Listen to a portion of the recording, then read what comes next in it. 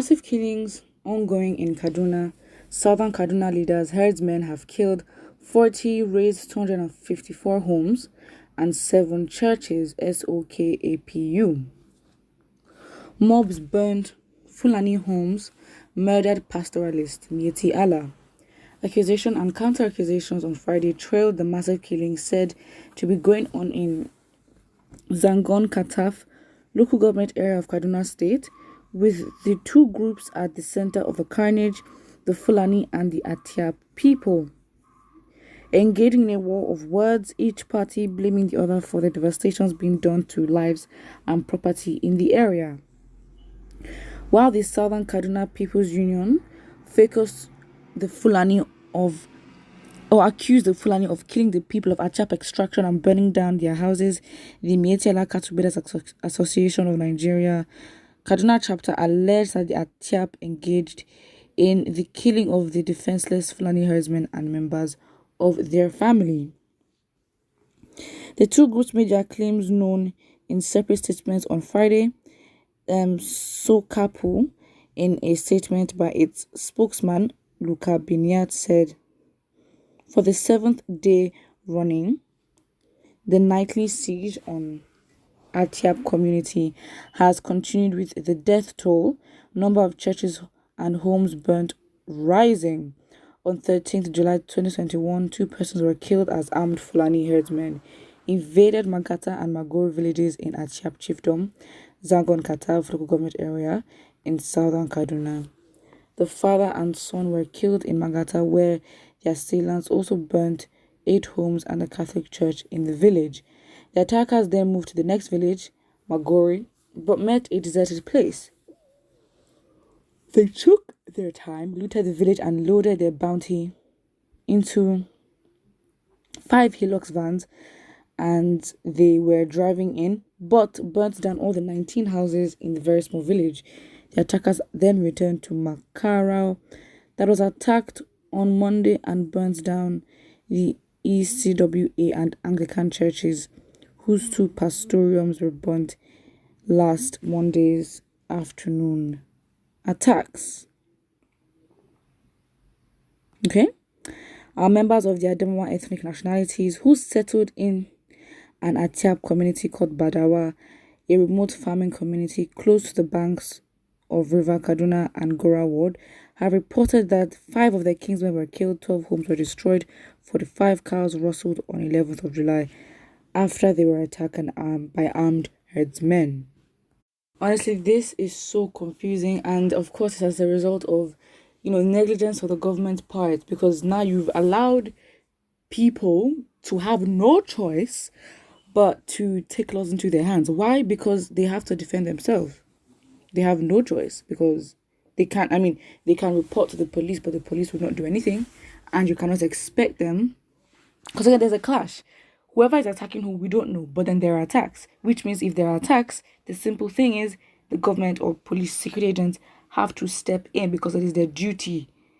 They owe that service to every citizen of the country that the citizens deserve and should get and must get, because they are citizens of the state. So they're entitled to such rights that they should be protected. So whoever is causing it, that is for the security agencies to do investigation and all that. But then as long as there have been attacks, we have not heard that the DPO was called, this Department of Police or Commissioner for the State of Police was called. We haven't heard all that. And then you can argue, even if we hear all that, where does that even lead? Does that even lead anywhere anyway? So yeah. Someone says, stop complaining, arm yourselves, defend yourselves. Don't let the Southern Kaduna idiots have leaders. Okay. You are complaining to a government working in cohorts with their Fulani foot soldiers to uproot you from your land. All right. They will do nothing. That nonsense can never happen in the southeast, even with soldiers backing Fulanis.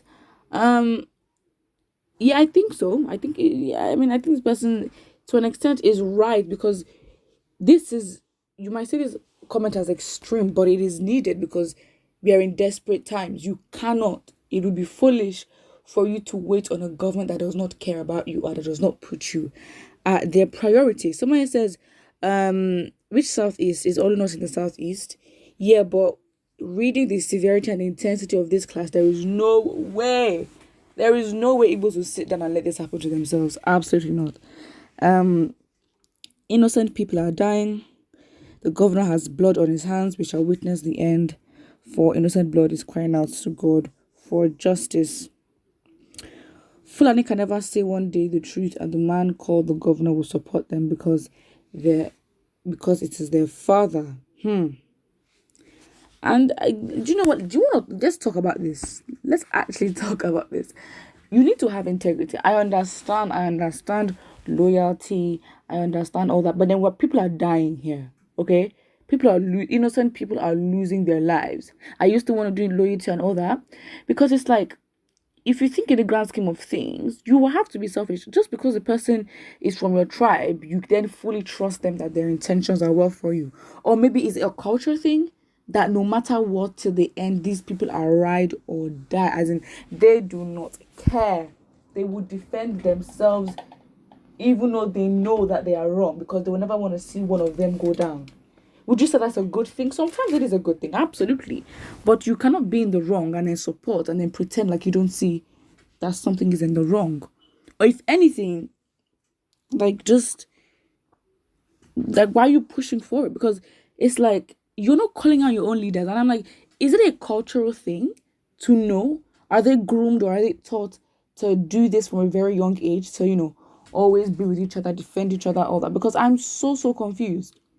I really am. And I'm just like, okay, like, then what is the point of all this? Yeah. Somebody here says herdsmen carrying AK-47 are here referred to as defenseless Fulani herdsmen. What would you then call harmless and helpless citizens? Oof. They'll say that we're all recruits of terrorist groups, right? Yeah, of course. I mean, if the word, listen, Nigerians, I don't know what's going on, but just be safe. But again, it's like with these occurrences, it happens in the north all the time. It happens in the north all the time, and the people don't do anything. They don't protest. If there's anything, I think the Northerners go through a lot more than any other tribe in the country. I mean, when I talk about consistent attacks for a number of years, it's been them, and it's just like, are y'all not gonna do anything? Yeah, it's so sad. But I mean, maybe they're used to it. They're not taught to complain. They're not taught to have their own voice. I don't know. But what I think, don't forget to like and subscribe.